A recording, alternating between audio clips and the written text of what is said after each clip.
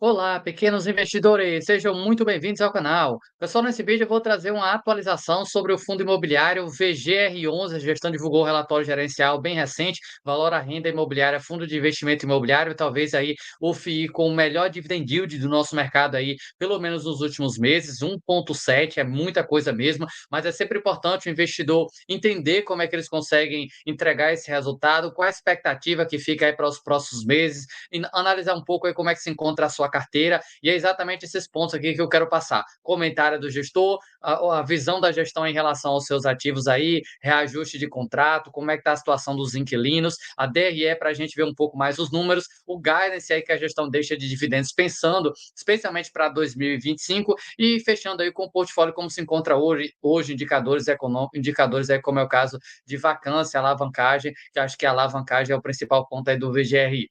Como eu sempre lembro, isso não é de maneira nenhuma recomendação. Se o vídeo for útil, não esquece o like. Seu comentário também é muito importante aqui para o canal.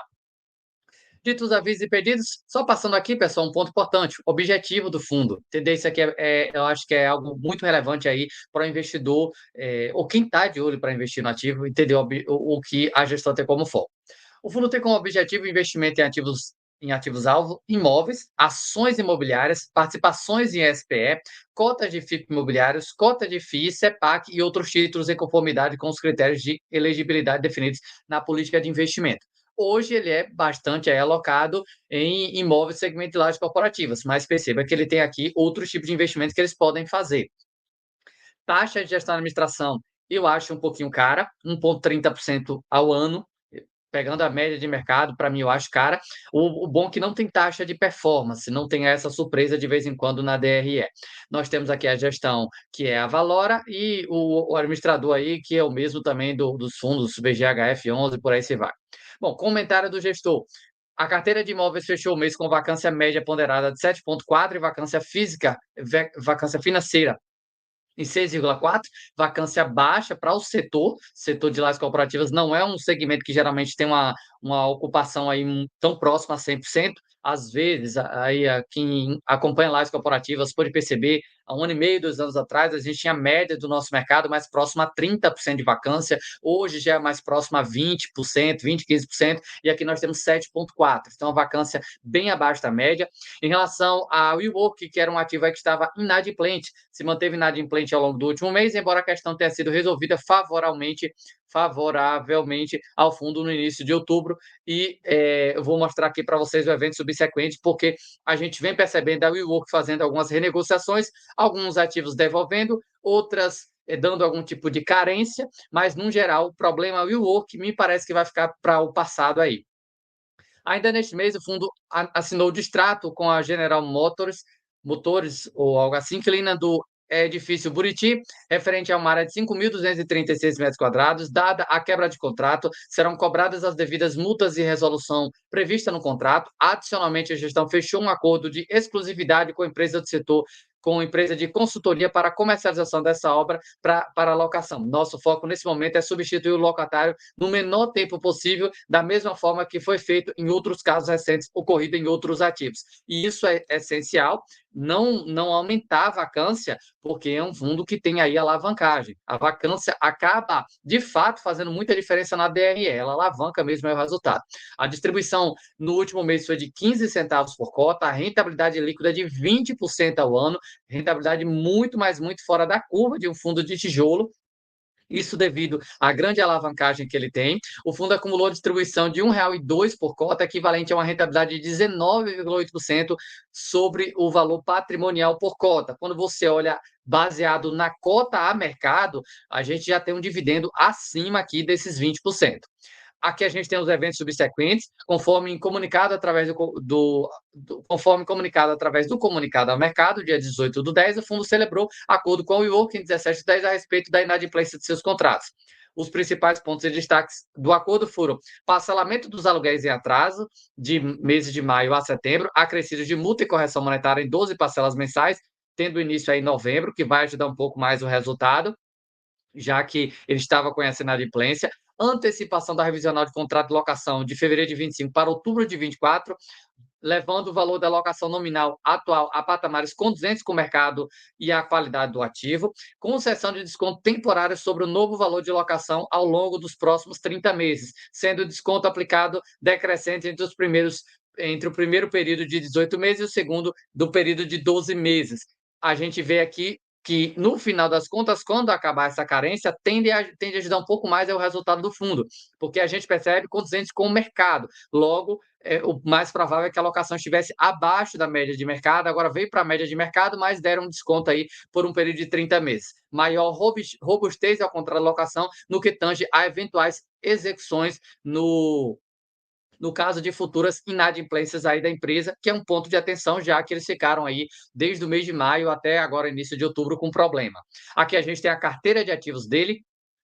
Vocês podem ver aqui que não é o melhor portfólio do nosso mercado, embora ele tenha aqui dois ativos AAA, mas temos dois ativos B, com certeza não é os melhores ativos do nosso mercado.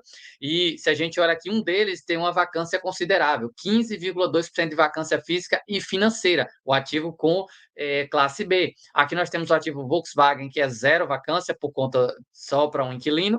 Nós temos aqui o edifício Transatlântico, que embora seja a classe A gente vê que tem 25% de vacância.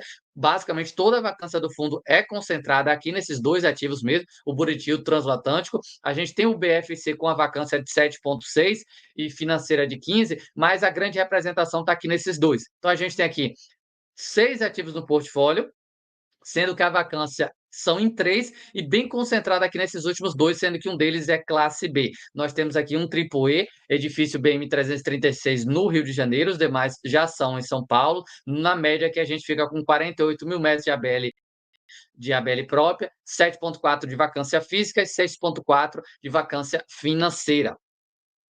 Composição do patrimônio. Por que essa parte aqui é tão importante em relação ao VGRI? Porque ele tem muito passivo mesmo. Por isso que ele consegue entregar todo esse dividendo para o investidor.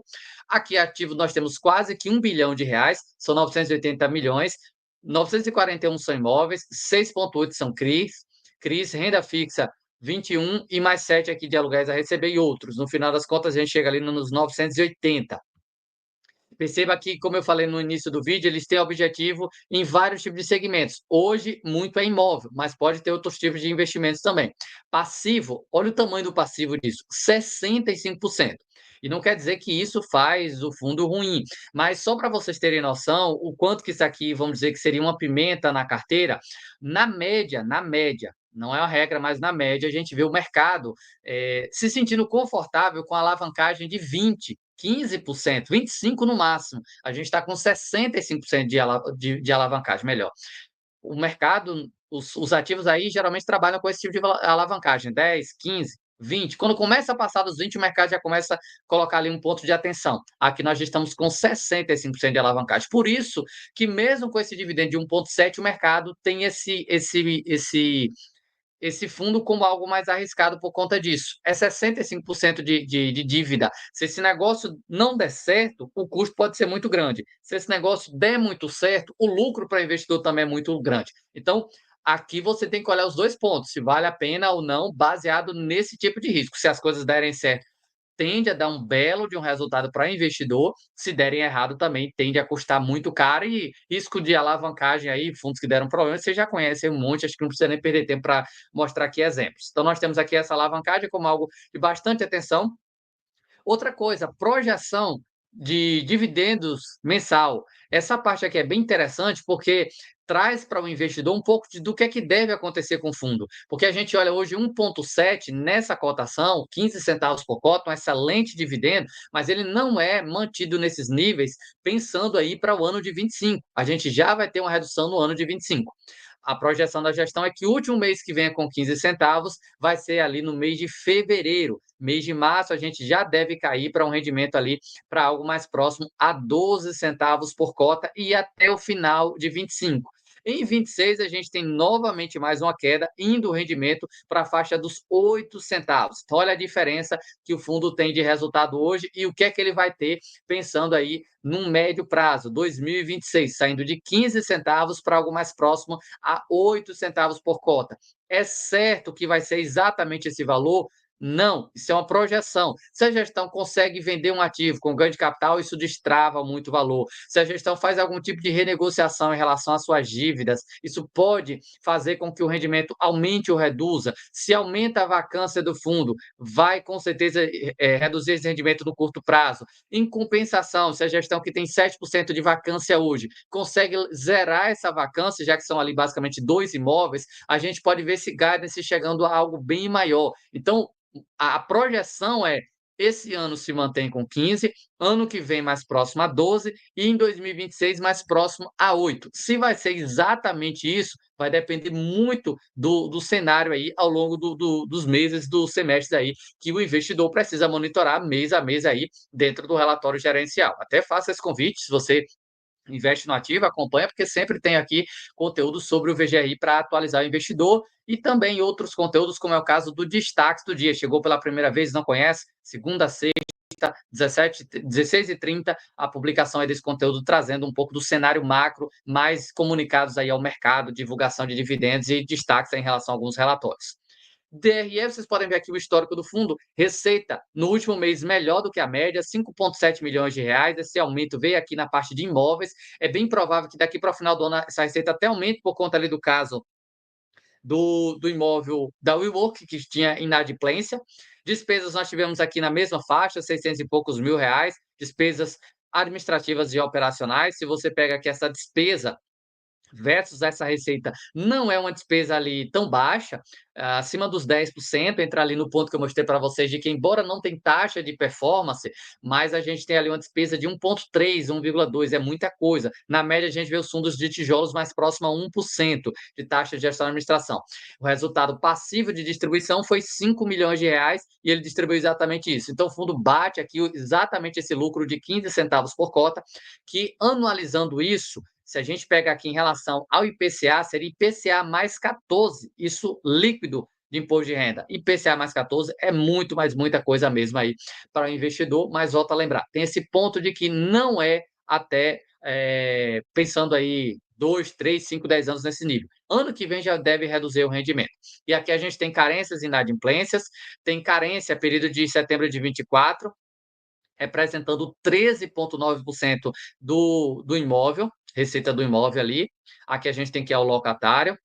Tem o BFC inadimplente, que é o WeWork, e aqui a gente vê que é quase 30% da receita dele, que já tem aí a notícia de que vai melhorar, como eles falaram no comentário ali que eu passei para vocês. E aqui a gente tem os dividendos que vem sendo distribuídos aí para o investidor, um retorno absurdo. Portfólio dele hoje, para a gente fechar o vídeo, quase 5 anos de prazo médio dos contratos. Perceba que o Cidade Jardim tem uma boa representação aqui, 32% da receita imobiliária dele, vem desse imóvel. Nós temos aqui o BFC com 20 e o Volkswagen 16,2, que é um ativo bem representativo para um único inquilino.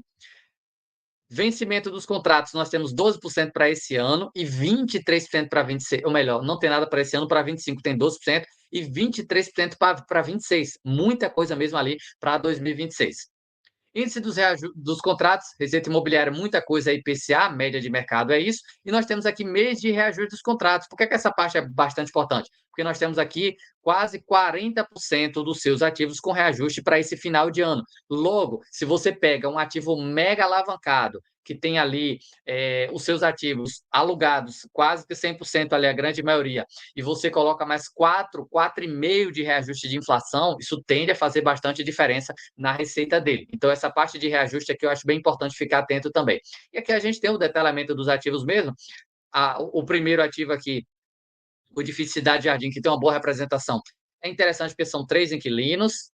O segundo aqui, a gente também tem vários inquilinos, é um ativo classe A, o BFC.